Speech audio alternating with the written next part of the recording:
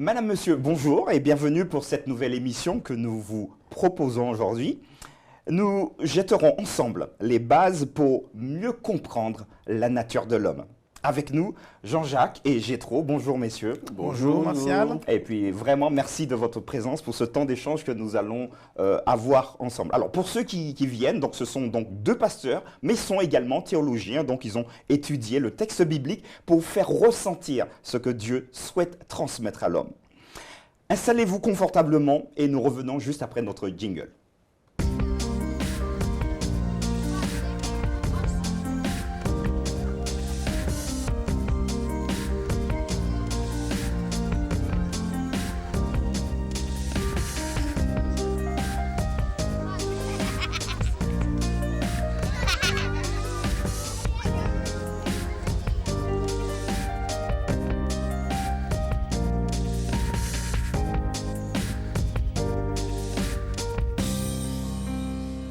Voilà, nous sommes de retour et juste avant d'échanger avec nos invités, je vous propose de pouvoir avoir un temps de prière ensemble. Gétro ? Quelle joie, Seigneur notre Dieu, de sonder les Écritures et de partager ce que tu nous inspires. Merci. Amen. Amen. Voilà, chers amis, comprendre la nature humaine. Et je pense que ce ne sera pas facile, hein. Ce sera un peu délicat même. Je vous propose de nous arrêter quelques minutes sur un premier texte qui se trouve dans Genèse. Donc, premier livre de la Bible, vous pouvez suivre avec nous à la maison, Genèse chapitre 2.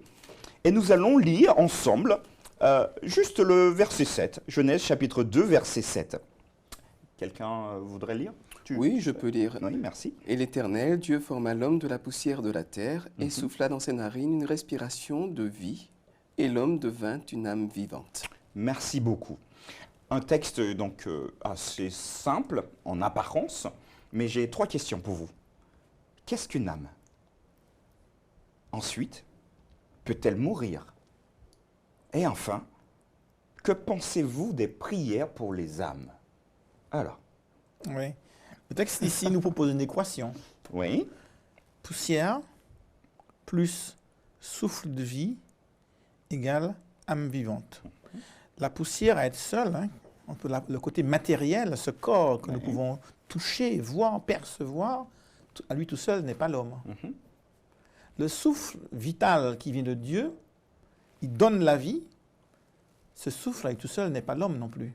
C'est la combinaison des deux qui donne l'existence à cette âme vivante. Et d'autres passages parlent d'un être vivant. Absolument. Comprenons bien donc que le souffle vital venant de Dieu n'est pas l'âme humaine. Cette capacité que Dieu a de donner vie aux choses.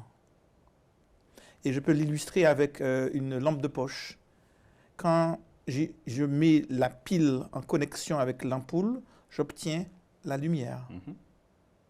Et si je déconnecte la pile ou la batterie de l'ampoule, elle est où la lumière ? Inexistante. Elle ne va nulle part. Elle cesse d'exister. Je crois que c'est l'équation que la Bible nous propose pour nous montrer que l'homme n'a de sens d'existence que lorsque Dieu donne vie à la matière. D'accord. Gétro ? Alors, une âme, c'est avant tout un mot. Un mot qui essaie de décrire une réalité ou un aspect ou un fragment d'une réalité.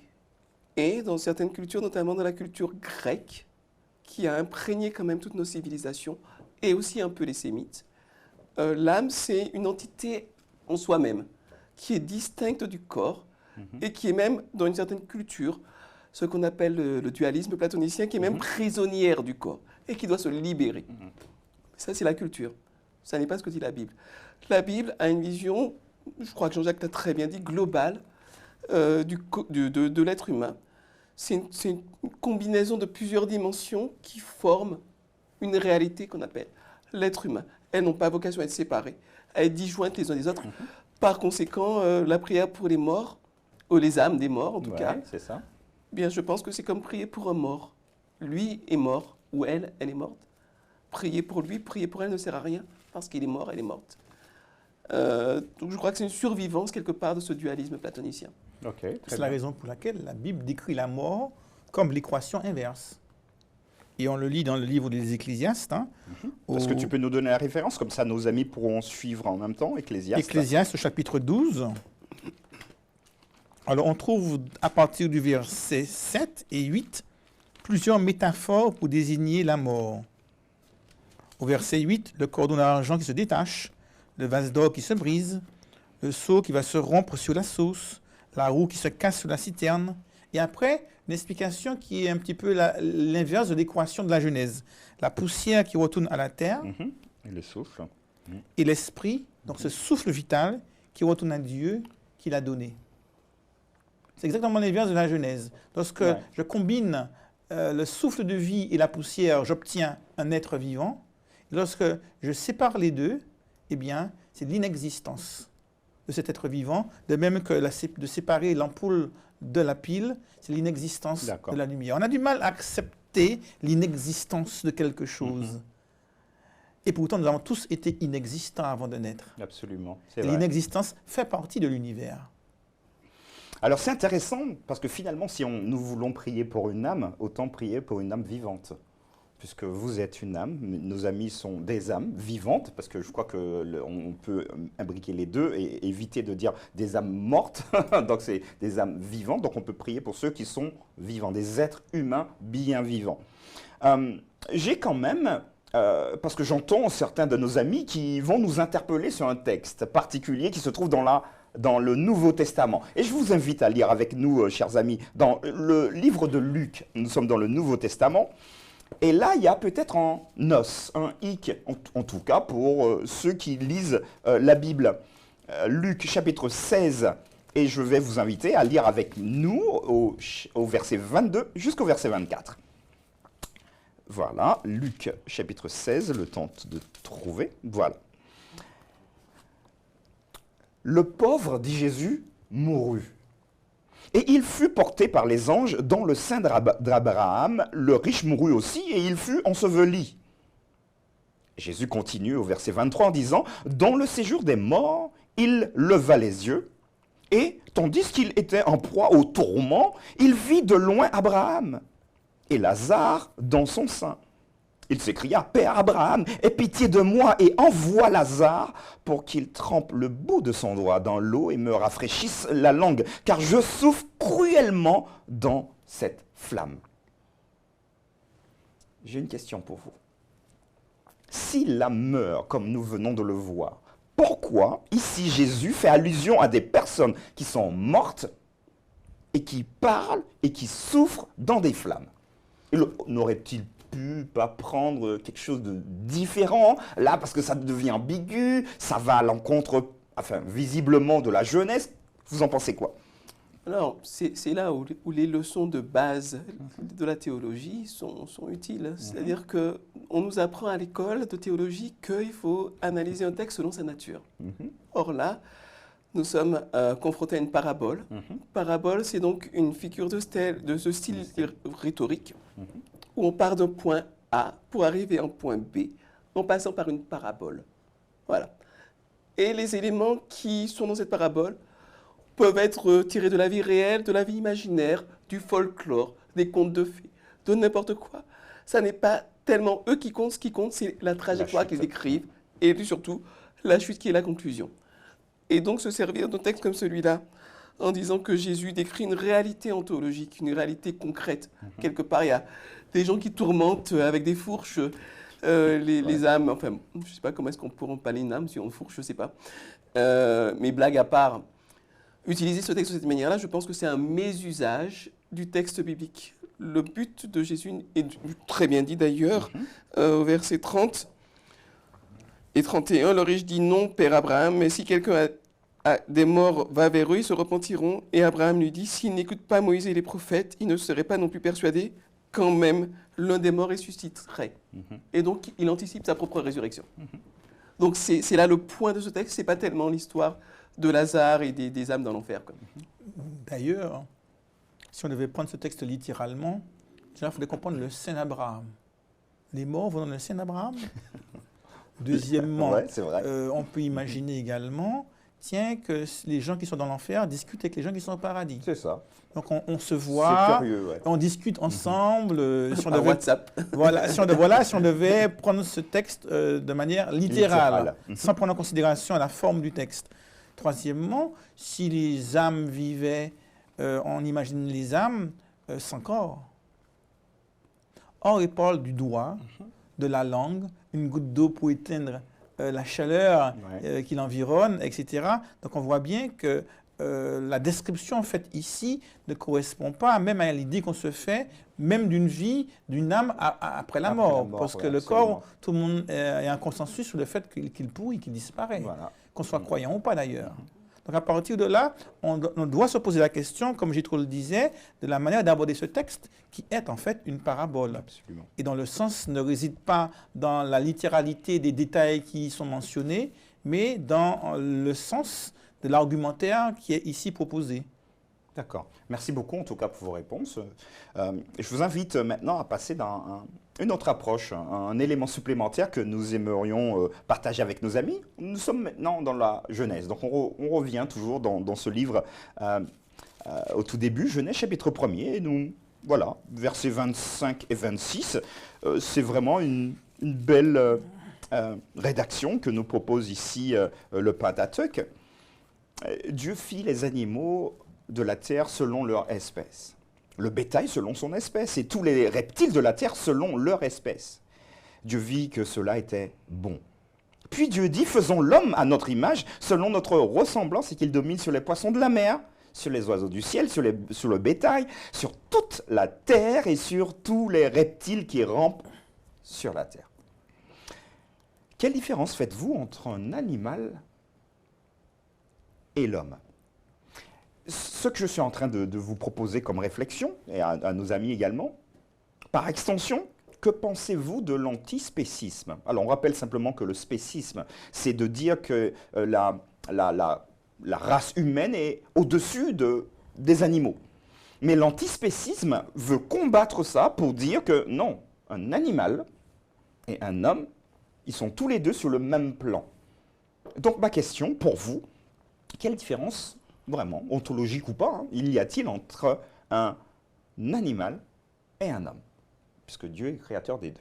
Alors c'est une question intéressante qu'on peut se poser sous plusieurs angles. Pour ma part, je voudrais simplement dire, on ne va même pas parler des animaux, je vais parler des plantes, des arbres. Je peux me considérer comme étant supérieur aux plantes, aux arbres par plein d'aspects. Mais s'il n'y a plus de plantes, s'il n'y a plus d'arbres, s'il n'y a plus de plancton, s'il n'y a plus d'herbes, mes poumons ne me servent à rien et je n'existe plus. Cela pour simplement dire que Dieu a créé le monde et l'univers d'une manière homogène, d'une manière cohérente. Imbriqué. Intriqué, imbriqué, interdépendante, symbiotique, on peut mettre les mots qu'on veut dessus. Et le mieux nous traiterons ce monde, le mieux nous nous porterons nous-mêmes. Et donc, c'est là où on dit que le diable se trouve dans les détails. On se considère, à tort, à raison, comme supérieur aux animaux, mais encore faut-il déterminer les termes et les conséquences de cette supériorité. Est-ce que c'est pour faire des animaux ce que je veux, comme je fais ce que je veux d'un objet quelconque, ou est-ce que ça me donne au contraire une responsabilité de traiter, de gérer la création au mieux de mes capacités? Voilà. Pour certains, la supériorité, c'est voilà, les animaux à l'abattoir, en fil, coups de tournevis, enfin maltraitante complète. D'autres le voient différemment. Et en brochette aussi. Pardon? Et en brochette aussi. Alors là, tu m'as cloué le mec. Parce que justement, les brochettes, j'aime bien. Voilà, mais le monde est un tout et il ne faut pas que cette idée de supériorité soit une idée d'asservissement et de réduire la nature en esclavage, parce que de toute manière, il y a un retour de flamme. Maintenant, c'est vrai que lorsqu'on considère de très près la faune et la flore, on réalise qu'il y a vraiment un continuum du plus simple au plus complexe, du moins intelligent au plus intelligent, du moins conscient au plus conscient. Et il y a des formes de vie vraiment basiques, unicellulaires. Et on va voir dans la chaîne des animaux, des insectes, des mammifères, etc., toute une variation progressive en matière de capacité physiologique, en matière de capacité intellectuelle, en matière d'émotion, de sentiments, et ensuite de conscience de soi.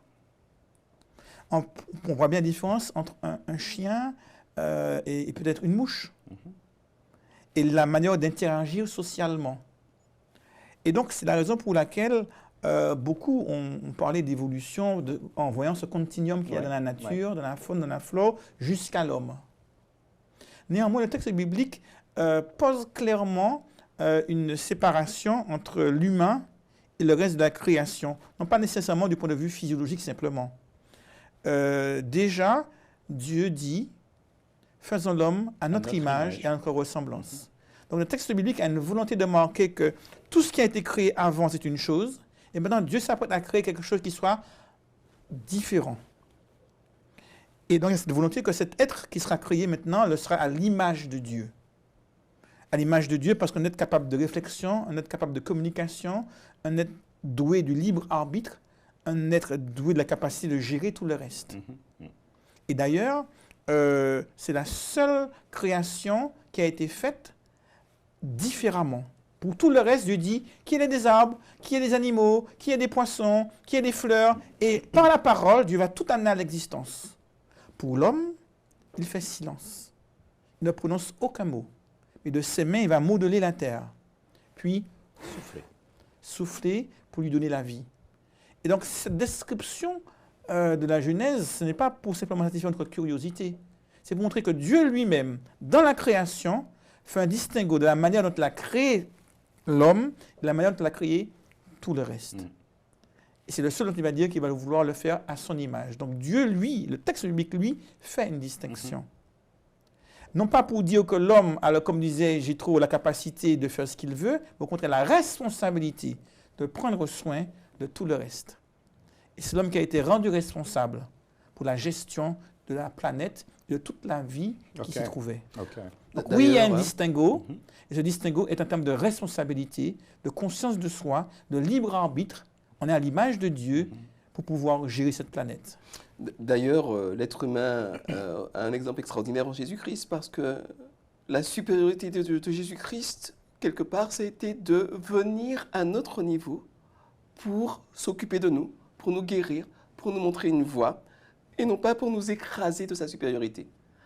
Et donc, cette distinction entre l'être humain et le reste de la création, je crois qu'il faut avoir en parallèle la distinction qu'il y a entre le Dieu qui s'incarne et nous-mêmes, parce qu'il pouvait nous écraser complètement, mais au contraire, il est venu nous élever et nous rendre heureux. D'où la question qui est souvent posée, mon chien sera-t-il sauvé? Jésus, il est mort pour les humains. Je n'ai jamais entendu celle-là, mais oui, Jésus est-il mort uniquement pour les humains? Et la Bible répond indirectement à cette question, puisque dans le livre de l'épître de Paul aux Romains, il est question de cette nature, cette création qui souffre les douleurs de l'enfantement, qui souffre après une régénération. L'Apocalypse nous parle de Dieu qui va créer cette nouvelle terre, régénérer la planète. Absolument. Donc on voit bien que le choix de l'homme a impacté la nature négativement lorsque l'homme a choisi de pécher. D'accord. Mais le choix de l'homme d'accepter Dieu dans sa vie va aussi impacter la nature positivement, parce que l'homme va rendre possible, par son choix de Dieu, la régénération de son environnement naturel, à savoir la planète Terre. Et est-ce que le chien va quand Dieu va régénérer, ressusciter l'humain, il va également régénérer sa planète. Et sa planète veut dire toute la vie qui s'y trouve. Y compris les chiens décédés? Y compris les animaux, la faune et la flore. Alors, je n'ai pas plus de détails à donner, mais il est clair que Dieu ne distingue pas l'homme de la planète qui est sa matrice. Absolument. Et son environnement, ce milieu au sein duquel l'homme est appelé à évoluer. Interdépendance. En sauvant l'homme, Dieu sauve sa planète aussi. D'ailleurs, c'est un construit, qu'on parle de la nature et qu'on dit il faut sauver la nature, il faut préserver la nature, c'est un construit culturel. C'est-à-dire que c'est un construit qui nous sépare complètement de la nature, comme si on était quelque chose d'extérieur. Non, on est en plein dedans, on en fait partie, et quand les arbres meurent, je ne peux plus respirer. D'ailleurs, il y a un film qui m'a beaucoup impressionné, il n'a rien de chrétien, mais il m'a beaucoup impressionné, c'est le film Avatar. Qui est basé sur la conception réelle d'une tribu qui existe du rapport de l'homme à la nature. On a souvent tendance à trop distinguer l'homme de la nature. Or, l'homme fait corps avec la nature. L'homme est une extension de cette planète. Et d'ailleurs, la mode le montre bien, on devient poussière. On est issu de cette planète et on ne peut pas vivre en dehors de cette planète. Pourquoi Dieu ne nous dit pas, tiens, je vous sauve, vous vivrez avec moi éternellement au ciel? Ouais. Non. Après 1000 ans au ciel, vous redescendez. Parce que vous devez vivre en communion, en intime communion avec votre matrice, votre planète mère, la planète Terre. Peut-être pour terminer d'ailleurs là-dessus, je ne peux pas m'empêcher de me dire que le chrétien proche de Dieu ne méprise personne et ne méprise rien. Si je considère que mon chien m'est inférieur, ça ne veut pas dire que mon chien n'a rien à m'apprendre et qu'il ne m'est pas supérieur par certains aspects. Et on peut apprendre énormément de tout ce qu'on considère comme étant subordonné à nous, les plantes, il y a tellement de richesses. Pourquoi? Parce que tout ça est le fruit, non pas du hasard, mais du génie créateur d'un Dieu. Et quand je méprise tout cela, finalement, quelque part, je remets en cause la compétence de Dieu et toute la richesse qu'il a mis à l'intérieur. Donc, ou pas rentrer dans les débats, est-ce que les animaux sont nos égaux, pas nos égaux, objets de droit, etc. Bon, c'est bien qu'il y ait des gens qui se posent des questions, c'est bien qu'il y ait des législations qui évoluent, c'est bien. Absolument. Du point de vue spirituel, pour ma part, je préfère vraiment me dire qu'est-ce que Dieu m'enseigne au travers de la feuille de menthe, au travers de la fourmilière, au travers de la structure moléculaire de l'ADN. Qu'est-ce qu'il a à m'apprendre? Comment est-ce qu'il m'enseigne? Ok. Parce que je pense entendre également certains de nos amis qui nous suivent sur cet état de mort. Et nous avons abordé tout à l'heure le texte de Luc. Mais il y a également dans la Bible une seconde histoire. Cette fois-ci, ce n'est pas une parabole, mais une réalité. Et je vous invite, chers amis, à partir avec moi, puisque voilà, nous sommes vraiment là pour essayer de jeter des bases pour la compréhension de la nature même de l'homme. Dans 1 Samuel, chapitre 28, il va se passer quelque chose de formidable, voire de curieux. Un événement spectaculaire. Et j'aimerais, alors je ne vais pas tout lire, mais je vous invite vraiment, chers amis, à lire l'ensemble du chapitre. Je vais faire donc du carottage dans ce chapitre, chapitre 28 de 1 Samuel, pour simplement nous mettre en bouche les éléments, juste avant de vous poser quelques questions. Verset 3, suivez avec nous, 1 Samuel 28, verset 3. Samuel était mort. Donc là, il n'y a pas d'ambiguïté. Tout Israël l'avait pleuré et on l'avait enterré à Rama, dans sa ville.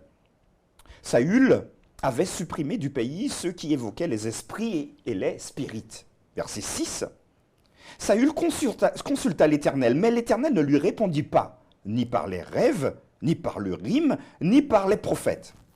Verset 11. La femme demanda, « Qui veux-tu que je fasse monter pour toi ?» Donc elle parle à Saül ici. Il répondit, « Fais-moi monter Samuel. » Lorsque la femme vit Samuel, elle poussa un grand cri et dit à Saül, « Pourquoi m'as-tu trompé? Tu es Saül. » Verset 14. Il lui dit, « Quelle est son apparence ?» Elle répondit, « C'est un vieillard qui monte et il est enveloppé d'un manteau. » Saül comprit alors que c'était Samuel et il s'inclina le visage contre terre et se prosterna. Verset 15. Samuel dit à Saül, « Pourquoi as-tu troublé mon repos en me faisant monter ?» Saül répondit, « Je suis dans une détresse. Les Philistins me font la guerre et Dieu s'est détourné de moi. Il ne m'a pas répondu ni par les prophètes ni par des rêves. Je t'ai appelé toi pour que tu me fasses connaître ce que je dois faire. » Samuel, verset 16, dit, « Pourquoi donc me consultes-tu ?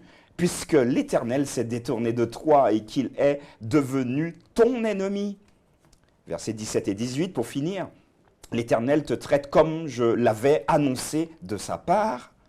Il a arraché la royauté de tes mains et l'a donnée à un autre, à David. » Verset 18, enfin. « Tu n'as pas obéi à l'Éternel, tu n'as pas fait sortir d'Amalek l'ardeur de sa colère. » Voilà pourquoi l'Éternel te traite aujourd'hui de cette manière. En clair, les amis, et vous, chers invités, Samuel est décédé. Saül interpelle une voyante pour lui demander « Fais-moi apparaître Samuel ». Et visiblement, Samuel est bien présent. Et en plus, et c'est ce qui est intéressant ici, et c'est ma question, Que diriez-vous à un chrétien qui vous dit croire aux révélations des morts quand ce sont des hommes saints? Parce que c'est exactement ce qui s'est passé, visiblement en tout cas. Saül demande à Samuel de venir, par l'intermède donc de cette femme.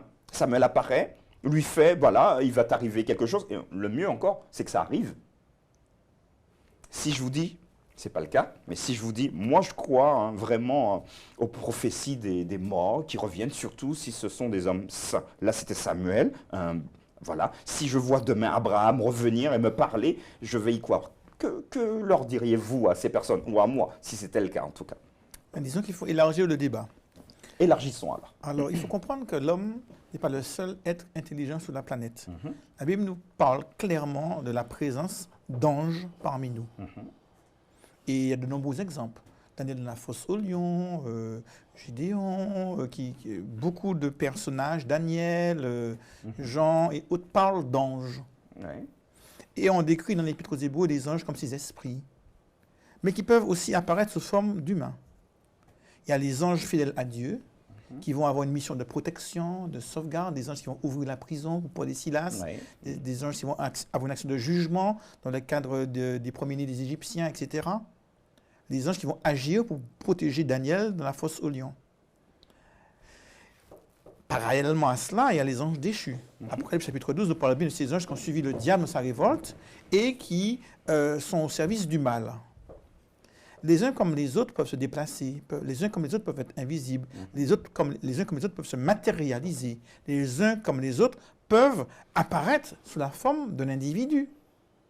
Et quand les gens sont allés voir Gédéon, il a vu des hommes. Sodome et Gomorrhe, c'est des hommes qu'il a vus, alors que la Bible dit qu'ils étaient des anges dans la réalité. La question, donc, de savoir à quel ange a-t-on affaire dans ce passage.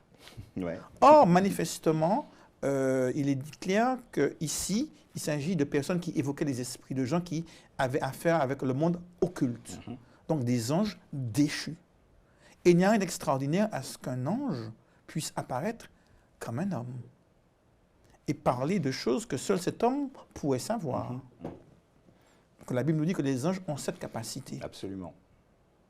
Maintenant, le texte nous dit, Saül comprit Ouais. que c'était Samuel. Le texte ne dit pas que c'était Samuel. Absolument.